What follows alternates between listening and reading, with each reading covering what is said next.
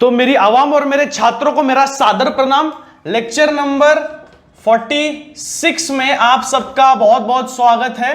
तो lecture number 46 में guys आज हम देखेंगे इलेक्ट्रोफिलिक सब्स्टिट्यूशन को, जो कि बेंजीन रिंग का हो रहा है यहां पर। ठीक है, इलेक्ट्रोफिलिक सब्स्टिट्यूशन देखेंगे।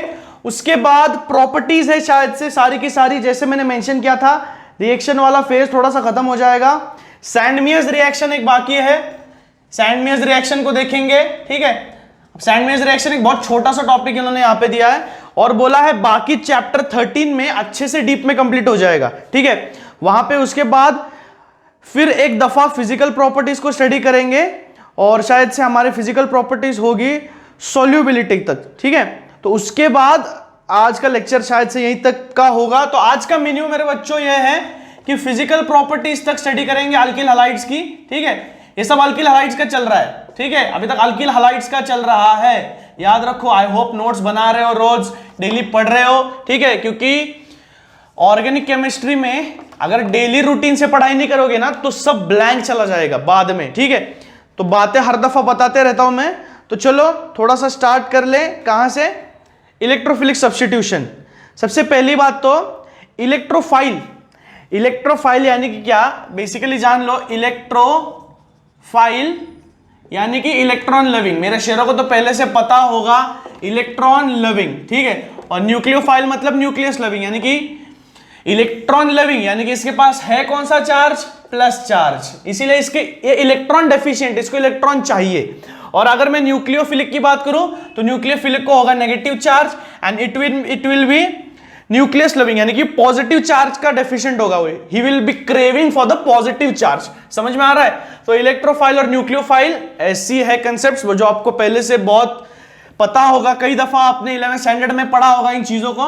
तो यहां पे इलेक्ट्रोफिलिक सब्स्टिट्यूशन है, यानी कि क्या, इलेक्ट्रोफिलिक सब्स्टिट्यूशन में कोई भी इलेक्ट्रोफाइल आकर के, है ना, बेसिकली ज्यादा से ज्यादा ऐसा होता है कि वो हाइड्रोजन को सब्स्टिट्यूट कर देता है किसी भी एलिफेटिक कार्बन चेन से। लेकिन यहाँ पे एरोमेटिक है तो फ्रीडर-क्लाफ एसाइलेशन, अल्काइलेशन और बेंजीन का नाइट्रेशन वगैरह, इन चीजों में कार्बन को सब्स्टिट्यूट करते हैं वहां पे। तो carbon is an electrophile and the another one will attack that and the electrophile will get substituted and it will be removed from the reaction। ठीक है, रिएक्टेंट में से रिमूव जाएगा। बस इतनी बात है, इतनी सी बात है। देखो ध्यान दो अच्छे से। इलेक्ट्रोफिलिक सब्स्टिट्यूशन में देखेंगे बेंजीन रिंग के साथ।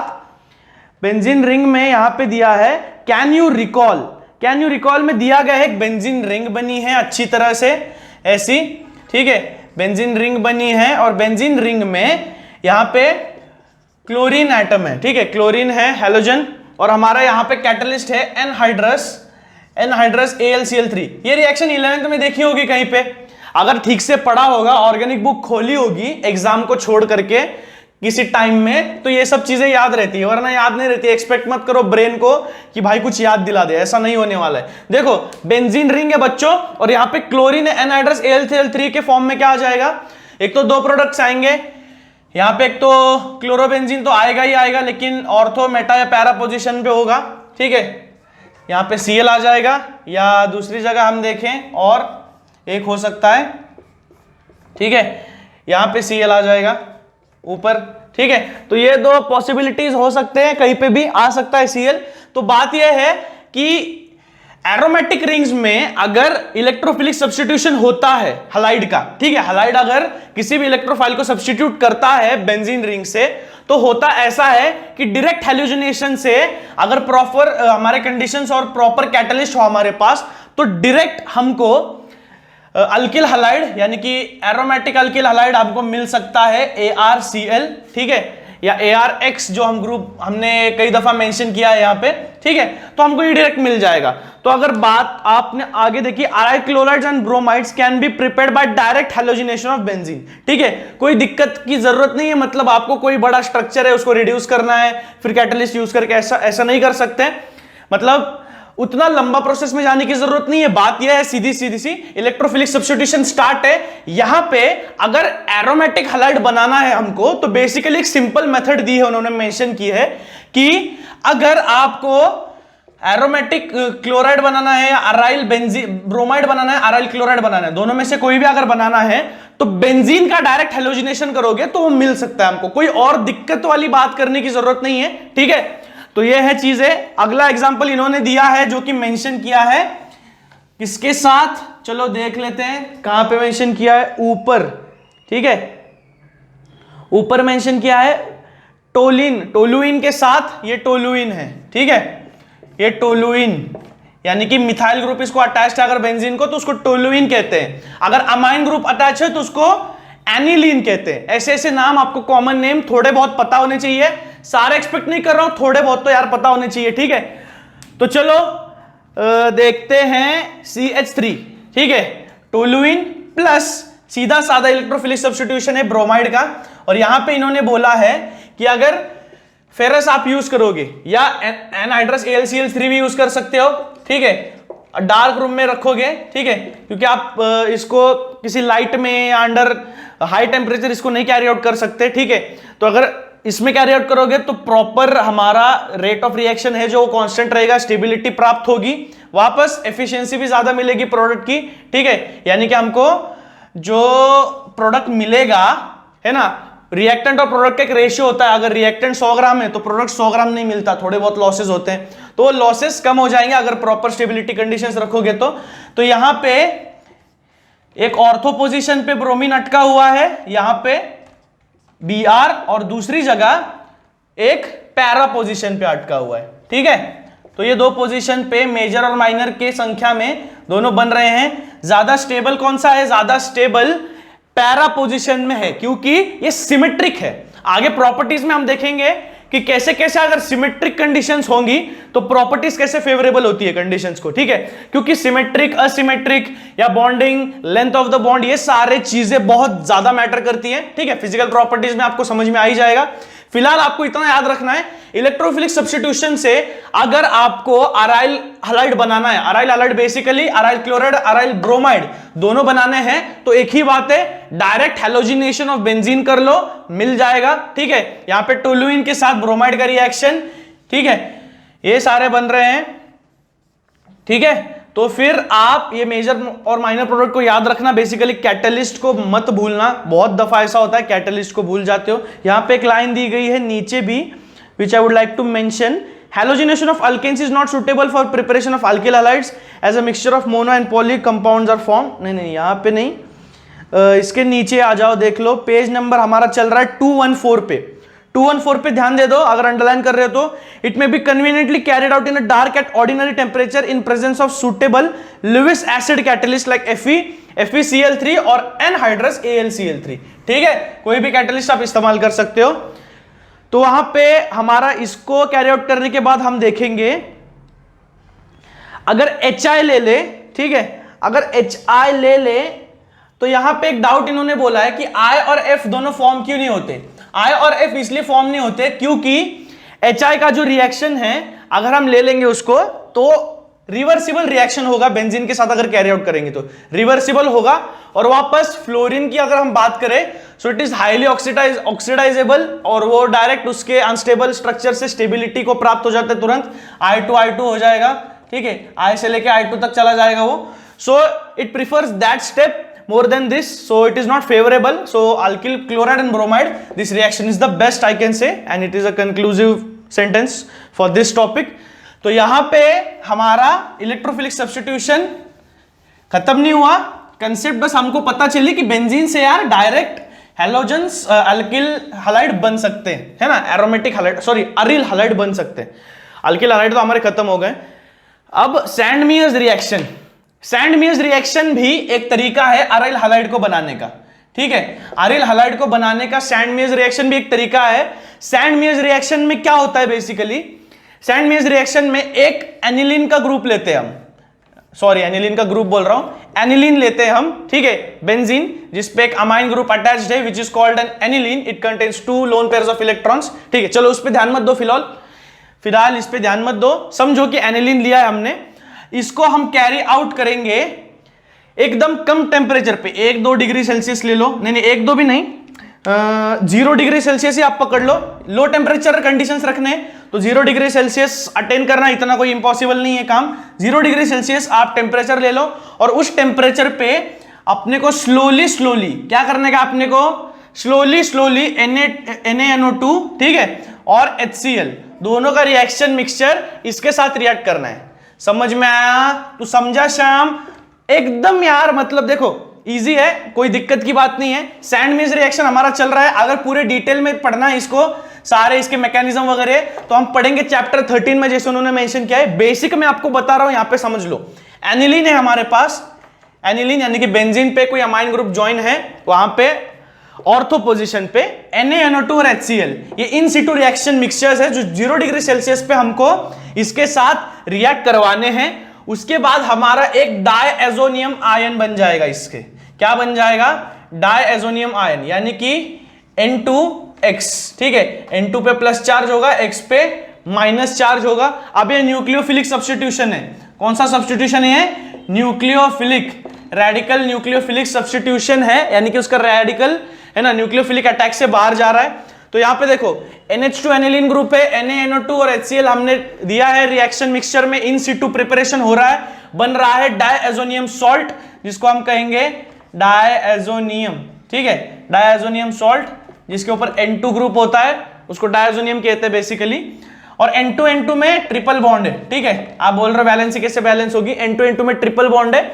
आगे इसको रिएक्ट करेंगे कपरस हलाइड से, ठीक है, कॉपर जिसपे हलाइड है, और टेम्परेचर थोड़ा सा हाई कर देंगे 60 या 100 डिग्री सेल्सियस बॉन्ड ब्रेक करने के लिए, ठीक है, क्योंकि पोलर बॉन्ड दिख रहा है आपको प्लस और माइनस का, तो बॉन्ड ब्रेक करने के लिए थोड़ा सा हाई टेम्परेचर लगेगा, थोड़ी तो थर्मल एनर्जी लगेगी, नहीं लगेगी, ठीक है। तो उस थर्मल एनर्जी से ब्रेक करने के बाद हमको डायरेक्टली मिल जाएगा एक halogen group attach to the aryl group, ठीक है, यानी कि ये हमको मिल जाएगा जो हमारा, ठीक है, जो हमको अटेन करना है, ठीक है। तो ये हमारा बेसिकली सैंड मेज रिएक्शन हम कह सकते हैं 2 सीरीज ऑफ स्टेप्स में होता है। एक्चुअली मैकेनिज्म थोड़ा सा बड़ा है, लेकिन फिलहाल आप समझ लो, न्यूक्लियोफिलिक रेडिकल सब्स्टिट्यूशन है सैंड मेज रिएक्शन। वहां पे हम कर क्या रहे? एनिलीन है, एनिलीन में NaNO2 HCl इन सिटू मिक्सचर में 0 डिग्री सेल्सियस या बहुत कम टेम्परेचर कंडीशंस में हम उसको मिक्सअप कर रहे हैं। मिक्सअप होने के बाद डायएजोनियम सॉल्ट का फॉर्मेशन होगा हमारे पास, और सारे के सारे H2 आयन जो है वो बाहर निकल जाएंगे, ठीक है।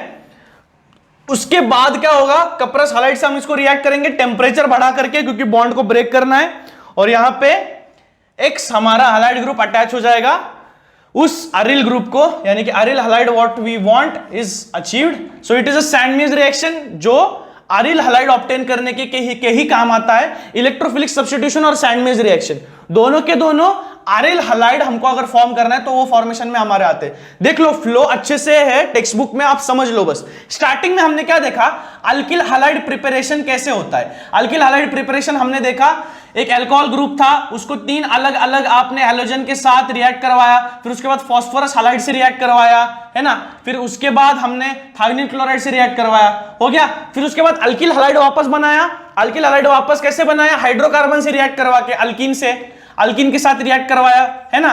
अब हमको बनाना है, अल्किल हलाइड का काम हो गया, अब अरिल हलाइड बनाना है। अरिल हलाइड में सबसे पहले आ गया इलेक्ट्रोफिलिक सब्स्टिट्यूशन, जहां पे एनहाइड्रस AlCl3 या FeCl3 ले लो, जो भी लुईस एसिड्स हैं उनको ले लिया, जो कि इलेक्ट्रॉन पेयर एक्सेप्ट कर सकते हैं, उनको लिया वहां पे। तो इलेक्ट्रोफिलिक सब्स्टिट्यूशन में अरिल हलाइड बने, ब्रोमीन और क्लोरीन के लिए कंडीशन ज्यादा फेवरेबल थी, ठीक है।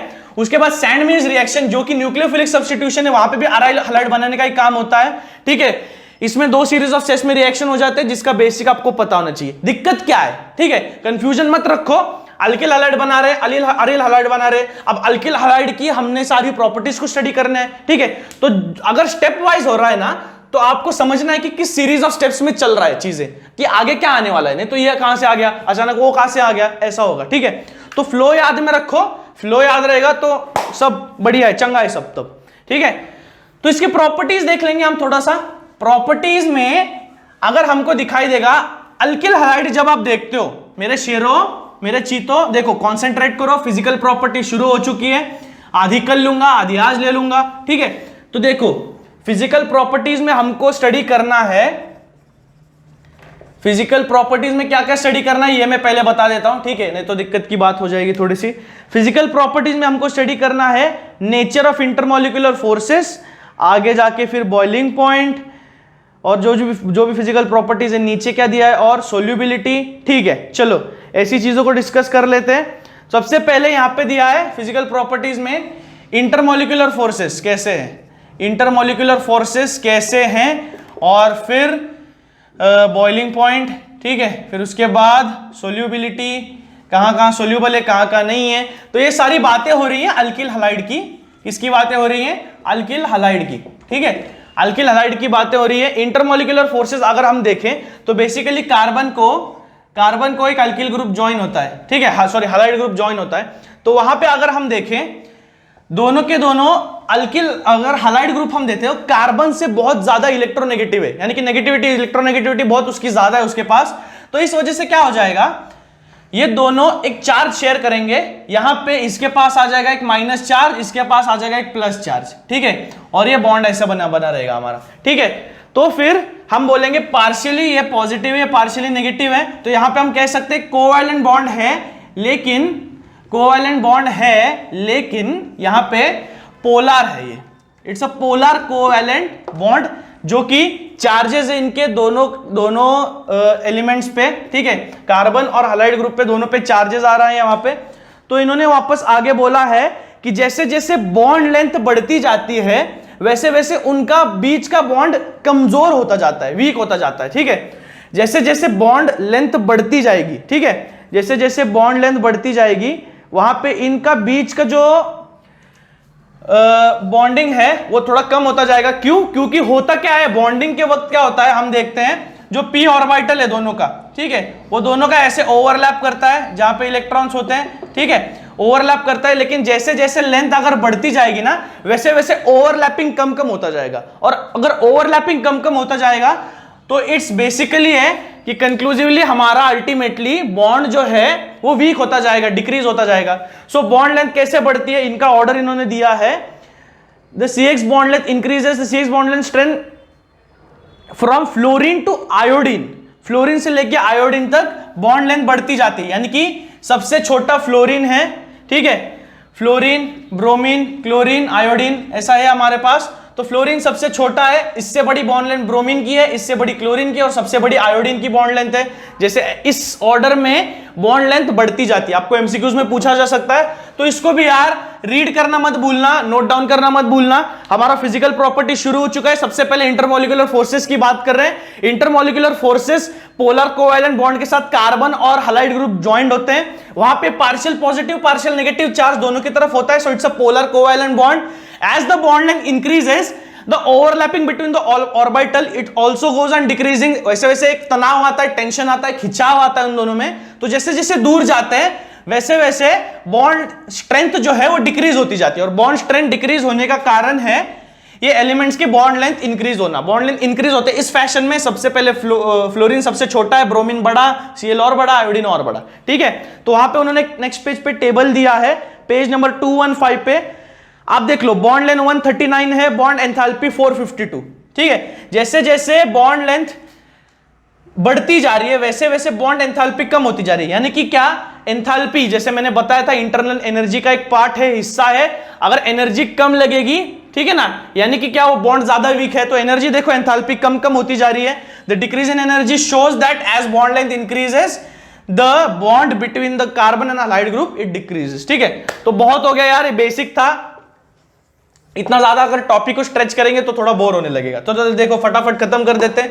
बॉइलिंग पॉइंट, बॉइलिंग पॉइंट में क्या होगा, बॉइलिंग पॉइंट कैसे कैसे बढ़ेगा। Boiling point of alkyl halides are considerably higher than those of alkanes. क्यों? क्योंकि देखो बॉइलिंग पॉइंट बेसिकली हमने फर्स्ट चैप्टर सॉलिड स्टेट में भी देखा था कि कोवैलेंट बॉन्ड जब होते हैं मेटल्स के बीच, क्रिस्टलाइन सॉलिड्स में कोवैलेंट बॉन्डिंग जब होती है, यानी कि प्लस माइनस चार्जेस का समावेश अगर होता है, तो बॉइलिंग पॉइंट बहुत हाई चला जाता है।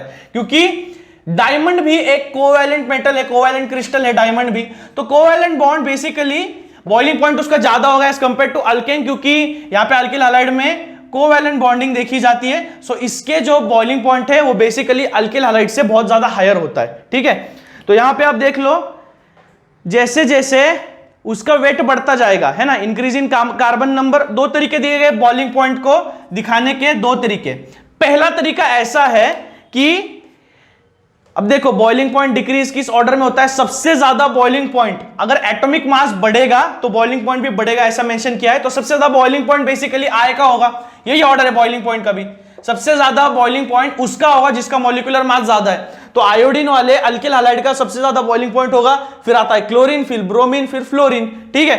तो यहां पे इसका सबसे ज्यादा होगा। और दूसरा मेथड जो इन्होंने बदला है, मेथड नहीं बोल रहा हूं मैं, दूसरा तरीका यहां पे अगर कार्बन नंबर ऑफ चेन्स ज्यादा होगा, एलिफेटिक चेन ज्यादा होगा अल्किल हैलाइड में, ठीक है, जैसे कि इथाइल क्लोराइड, ठीक है, और हम देखें, ठीक है, प्रोपाइल क्लोराइड, दूसरा हम देखें ब्यूटाइल क्लोराइड, ठीक है। जैसे जैसे चेन बढ़ती जाएगी ना, जिसमें ज्यादा कार्बन है, ठीक है, जिसमें गर्दी ज्यादा है कार्बनों की, उसका बॉइलिंग पॉइंट ज्यादा होगा। वहां पे देखो स्ट्रक्चर दिया है, नीचे स्ट्रक्चर दिया है, जैसे जितना लंबा कार्बन चेन है उतना ज्यादा बॉइलिंग पॉइंट होगा। तो ये प्रॉपर्टी लर्न करने की जरूरत नहीं, आप याद रख सकते हो। क्वेश्चन आंसर ऐसे आते हैं बच्चों कि आपको प्रॉपर्टीज कोई भी 3 या 4 अल्किल हैलाइड्स की आपको मेंशन करनी है, प्रॉपर्टीज 3 या 4, ठीक है। तो आप उसमें से मेंशन कर दो। सबसे पहले इंटरमॉलिक्यूलर फोर्सेस, पोलर है, कोवैलेंट है, इसीलिए बॉन्ड ब्रेकिंग जैसे जैसे बढ़ता जाता है इजी होता जाता है बॉन्ड ब्रेकिंग। फिजिकल प्रॉपर्टीज में वापस बॉइलिंग पॉइंट आता है। नेक्स्ट पॉइंट कोवैलेंट बॉन्डिंग है, इसलिए बॉइलिंग पॉइंट अल्केन से ज्यादा होगा, अल्कीन से ज्यादा होगा। और ज्यादा होने के बाद जैसे जैसे हमारा मॉलिक्यूलर मास बढ़ता जाएगा वहां पे वैसे वैसे वैन डर वाल्स फोर्सेस की वजह से ही उसमें बॉइलिंग पॉइंट इंक्रीज आता जाएगा। वापस दूसरी बात और एक ऐसी है, अगर कार्बन नंबर ऑफ चेन्स ज्यादा अटैच होंगे उस हैलाइड को तो भी बॉइलिंग पॉइंट ज्यादा होगा। सोल्युबिलिटी अगर हम देखें, ये पोलर होने के बावजूद भी नॉन पोलर सॉल्वेंट में डिसॉल्व होते हैं, इनको याद रखना है, ठीक है। एक्सेप्शन है यहां पे, पोलर होने के बावजूद में ये पानी में डिसॉल्व नहीं होते, पानी में डिसॉल्व नहीं होते, ये ऑर्गेनिक सॉल्वेंट्स में डिसॉल्व होते हैं। वापस अगर हम दूसरे देखें अरिल हैलाइड्स, ठीक है, अरिल हैलाइड्स को देखें तो ये भी नॉन पोलर सॉल्वेंट में ही डिसॉल्व होते हैं या ऑर्गेनिक सॉल्वेंट्स में डिसॉल्व होते हैं, ठीक है। तो ये कंडीशन है वहां पे। तो बस सोल्युबिलिटी में इतना ही कि उसमें डिसॉल्व होंगे। और ज्यादा से ज्यादा सिमेट्री की अगर बात करें तो जैसे मैंने पॉइंट मेंशन किया, अगर मैं कहूं कि अगर सिमेट्री ऑर्थोमेटा पैरा और पोजीशन से डिफर हो रही है तो आप मानेंगे जरूर, क्योंकि देखो अगर ज्यादा सिमेट्रिक है, ठीक है, मैंने सॉलिड स्टेट में भी बोला था कि क्रिस्टलाइन और एमोर्फस में बॉइलिंग पॉइंट सबसे ज्यादा, मेल्टिंग पॉइंट सबसे ज्यादा किसका होगा, क्रिस्टलाइन का। क्यों? क्योंकि सिमेट्रिसिटी आप बोल लो, पीरियोडिसिटी प्रॉपर्टी आप मेंशन कर लो, या आप क्रिस्टल स्ट्रक्चर देख लो, रेगुलर और फाइनाइट अगर क्रिस्टल स्ट्रक्चर होगा प्रॉपर, ठीक है, तो यूनिट सेल प्रॉपर अरेंजमेंट की वजह से बॉइलिंग पॉइंट बढ़ता जाएगा, because together it becomes a strong structure, ठीक है। एमोर्फस की तरह वो बिखरा हुआ नहीं होता। तो यहां पे भी अगर हम देख लेंगे ऑर्थोमेटा पैरा पोजीशन से ज्यादा अगर सीएल यहां पे अटैच है ऑर्थो पोजीशन पे, सीएल अगर यहां पे अटैच है मेटा पोजीशन पे, लेकिन अगर हम देखें सीएल अगर अटैच है पैरा पोजीशन पे, तो ये दोनों सीएल के जो हैलाइड कंपाउंड्स है, हैलाइड ग्रुप है, जो दोनों अटैच है, सिमेट्रिक ज्यादा है, ठीक है। तो पैरा पोजीशन में सिमेट्रिसिटी ज्यादा मिलती है। तो आप देख रहे होंगे पैरा पोजीशन में बॉइलिंग पॉइंट 448 तक छू लेता है, जहां बेसिकली कंपैरेटिवली 453 और 446, ठीक है, यहां पे रुक जाता है, ठीक है। लेकिन पैरा पोजीशन में हम देख सकते हैं 448 तक जा रहा है, ठीक है। तो और मेल्टिंग पॉइंट भी हम देख सकते हैं सबसे ज्यादा है, ठीक है। यहां पे चेंजेस हैं थोड़े, लेकिन मेल्टिंग पॉइंट देख सकते हैं सिमेट्रिसिटी की वजह से मेल्टिंग पॉइंट 323 केल्विन में आ रहा है इसका, डाइक्लोरोबेंजीन का एग्जांपल है ना वहां पे। तो ये हो जाता है हमारा सॉल्युबिलिटी। अगले लेक्चर में हम देखेंगे ऑप्टिकल आइसोमरिज्म, जहां पे फिशर प्रोजेक्शन आएगा, नहीं आएगा, फिशर प्रोजेक्शन है, इस साल भी है फिशर प्रोजेक्शन, चलो वो नहीं जा रहा है, प्लेन मिरर नॉन सुपर इंपोजेबल, चलो तो अगले लेक्चर में उसको अच्छे से देख लेंगे, नया कंसेप्ट है। तो अगले लेक्चर के लिए नोटिफिकेशन के बेल आइकन को प्रेस कर देना प्लीज बच्चों, और लेक्चर नंबर 46 के नोट्स बना लेना हो सके तो। इलेक्ट्रोफिलिक सब्स्टिट्यूशन सीखा, सैंड में रिएक्शन को देखा, फिजिकल प्रॉपर्टीज देखी, कम टॉपिक्स देखे लेकिन दे आर वर्थ, और अच्छे से इसके नोट्स बना लो जितना हो सके उतना, ठीक है। मिलूंगा लेक्चर नंबर 47 में लेकर के सारे फिशर प्रोजेक्शंस और कायरल मॉलिक्यूलर कायरलिटी, ऐसे नए नए टॉपिक्स को सीखेंगे बहुत मजे से। डाउट्स होंगे, सजेशंस होंगे, प्लीज शेयर करना, लाइक शेयर सब्सक्राइब, वीडियो को भी करना मत भूलना, दोस्तों को बताओ, सारे फ्रेंड्स रिश्तेदार फैमिली को बताओ, रिलेटिव्स को कि 12th की पढ़ाई स्टार्ट कर लो। अब इंप्लीमेंटेशन नए सिलेबस के होने में कितना टाइम लगेगा, नया सिलेबस तो होने वाला नहीं है, just the system has change, syllabus is the same. तो पढ़ना तो आपको यही है, ठीक है, तो अच्छे से पढ़ाई कर लो, नोट्स वगैरह बनाओ। मिलता हूं अगले लेक्चर में, तब तक के लिए शुक्रिया, बाय बाय।